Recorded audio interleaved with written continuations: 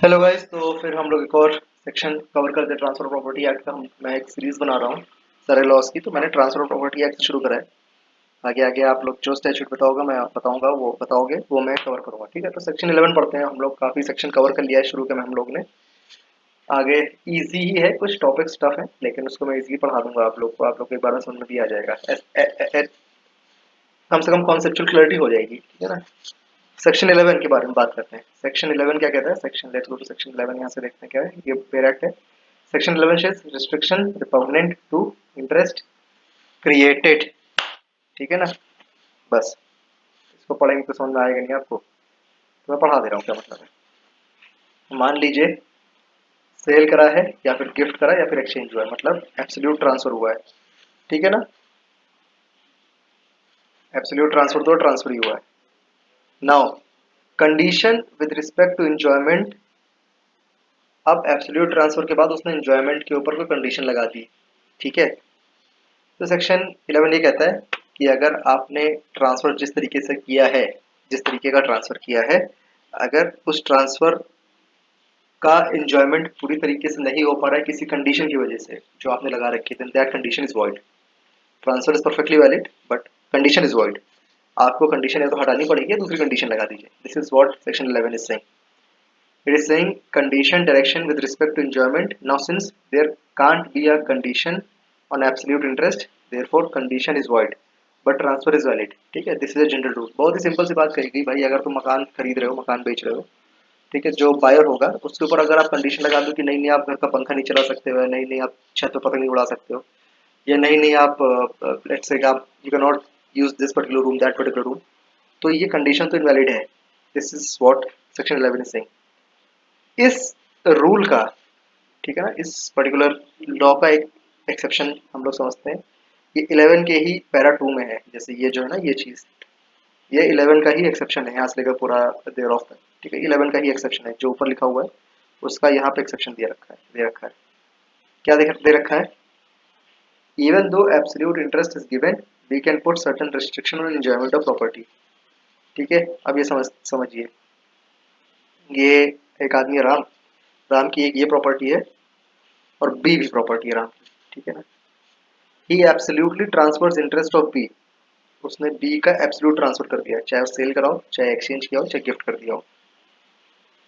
Now here what ram can do is ram can put restriction on enjoyment of b even after transferring for absolute interest। ठीक है, समझते हैं क्या कहना चाह रहा हूँ। ram has two properties a and b, he absolutely transfers interest of b।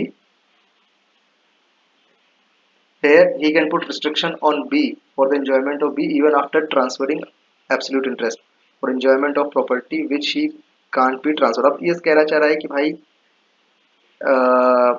sometimes law allows restriction on enjoyment even though ownership transferred, but law is allowing artificial what is this absolute interest to be enjoyed with some restriction with respect to enjoyment as per section 11(2) and section 17। section 17 में भी 12 का exception दे रखा है। ठीक है ना।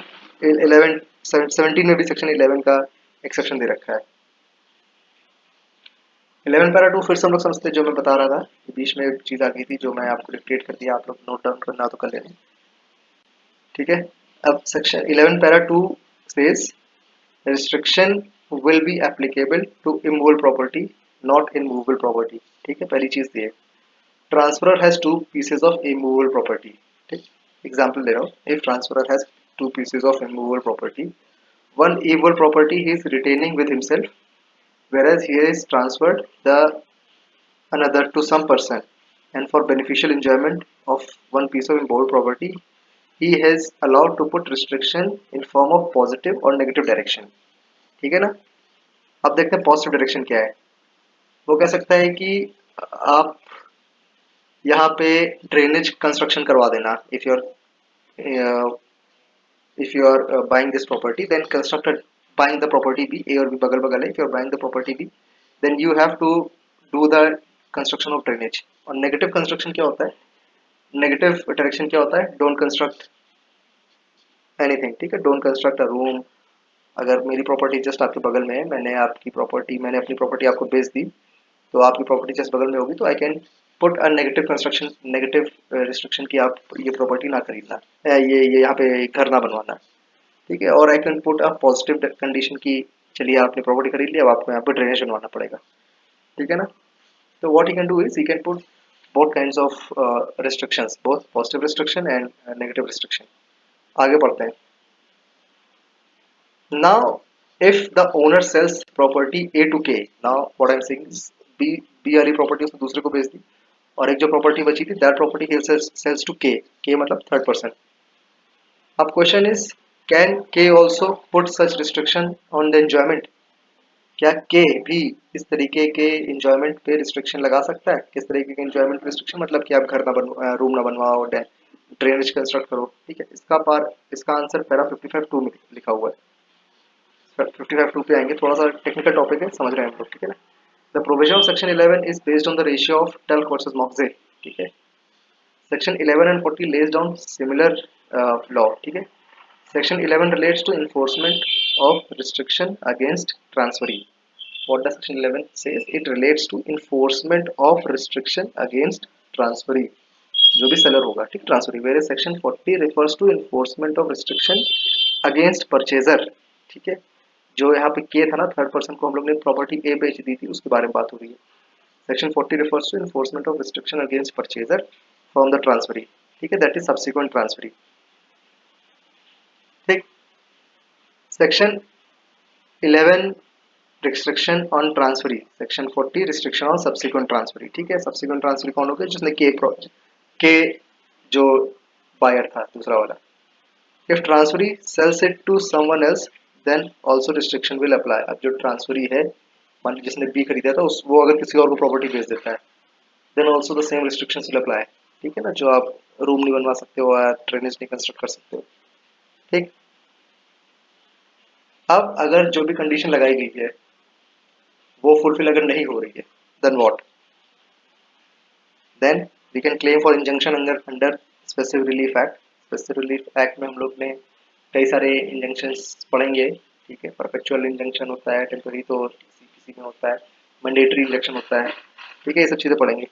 या what else he can do is, if condition is not fulfilled, he can do for go for specific performance under specific relief act if negative thing not perform.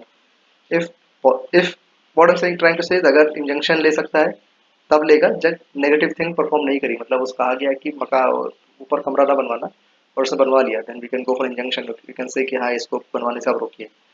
Specific performance ये है, अगर मैंने कहा था कि आपको ड्रेनेज कंस्ट्रक्ट करना है, आपने मकान तो खरीद लिया लेकिन you have to construct drainage, वो नहीं करा गया, तो वी कैन स्पेसिफिक परफॉर्मेंस के लिए कोर्ट कह सकता है, ठीक है ना।